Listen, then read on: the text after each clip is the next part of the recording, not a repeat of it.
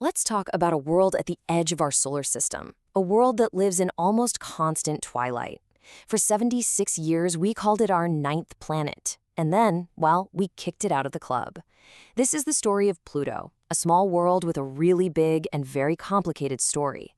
And to get it, we have to go way, way out there. To really wrap your head around how far away Pluto is, just think about this. Sunlight, which gets to us here on Earth in about 8 minutes, takes more than 5 hours to travel all the way to Pluto. We're talking billions of kilometers away, out on the absolute frozen edge of everything. And when you're that far out, it gets cold. I mean, unbelievably cold. The surface of Pluto drops to a staggering minus 230 degrees Celsius. That's so cold that the very air, the nitrogen in its atmosphere, just freezes solid and falls down like snow.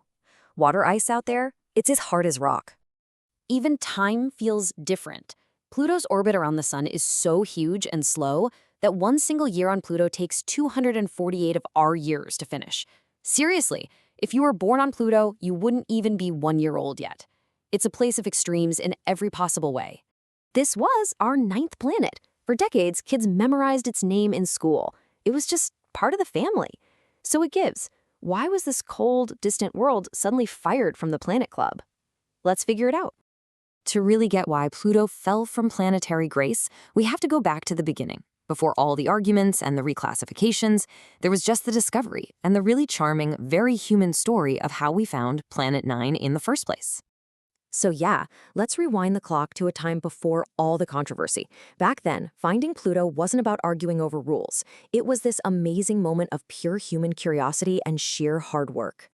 So get this, in 1930, a 23-year-old astronomer named Clyde Tombaugh spent month after month, night after night, comparing these photographic plates of the sky, just looking for one tiny little dot that moved. And he found it. The name? Well, that came from an 11-year-old girl in England, Venetia Burney. She suggested Pluto, the Roman god of the underworld, which, you have to admit, is a pretty perfect name for such a dark and distant place. And for the next 76 years, that's exactly what it was, our ninth planet. But here's the thing.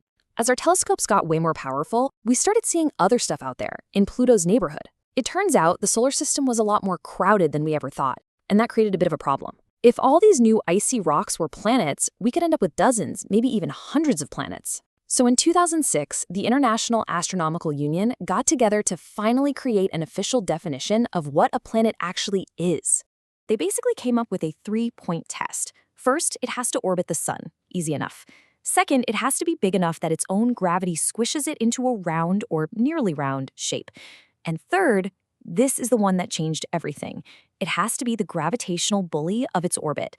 It has to have cleared its neighborhood, meaning it's swept up or thrown out any other major objects in its path. So, how did Pluto do? Well, does it orbit the sun? Yep, check. Is it round? Yes, it is. Check again. But that third rule, that's where Pluto failed. You see, Pluto hangs out in a place called the Kuiper Belt, which is this giant ring of icy objects out past Neptune. Pluto hasn't cleared its neighborhood at all. It's just one of thousands of objects there. And just like that, because of one rule, Pluto was demoted. It was reclassified as a dwarf planet. But here's the beautiful, almost poetic twist in the story. Right around the same time astronomers on Earth were voting to demote Pluto, a little spacecraft was already barreling towards it, about to reveal that this so-called dwarf planet was actually one of the most complex, dynamic, and beautiful worlds we'd ever seen. And here's something that might really surprise you. For the longest time, we thought Pluto was a pretty decent-sized world. But the reality? It's tiny. It's actually smaller than our own moon. And knowing how small it is makes what we found there even more mind-blowing. Just getting there was a monumental task. NASA's New Horizons probe launched in January 2006, back when Pluto was still a planet, by the way, and it flew for 9.5 years across billions of miles of empty space to give us our first, and so far only, close-up look.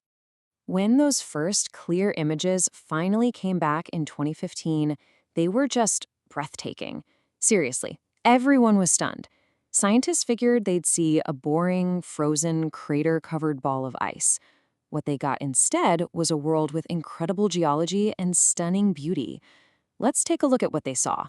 First thing you notice, right there on its face, is a giant, bright white heart. They named it Tombaugh Regio, after the man who discovered Pluto. It's a massive plain made of frozen nitrogen and methane. And the crazy part is, it's not dead ice. It's geologically active. Slow-moving glaciers of nitrogen are constantly churning and reshaping the surface. And rising up from those icy plains are mountains, huge mountains. We're talking peaks over 3 kilometers high, as tall as the Rocky Mountains here on Earth. But they're not made of rock. They are mountains of pure water ice, frozen so hard it has the strength of granite. Pluto isn't alone out there either. It turns out it has this whole complex family of 5 moons. The biggest one, Charon, is a pretty massive world in its own right. And then you've got 4 smaller ones, Styx, Nix, Kerberos, and Hydra, that are just tumbling chaotically through space around it. Now, the size of Charon is what really changes the game. It's almost half as big as Pluto itself. That's so unusual that a lot of scientists don't even think of it as a planet and a moon. They call it a binary system, basically 2 worlds locked in this tight gravitational dance, orbiting a point in space that's actually between them. And if all that wasn't strange enough, Pluto has an atmosphere that, well, it breathes. It's super thin and mostly nitrogen.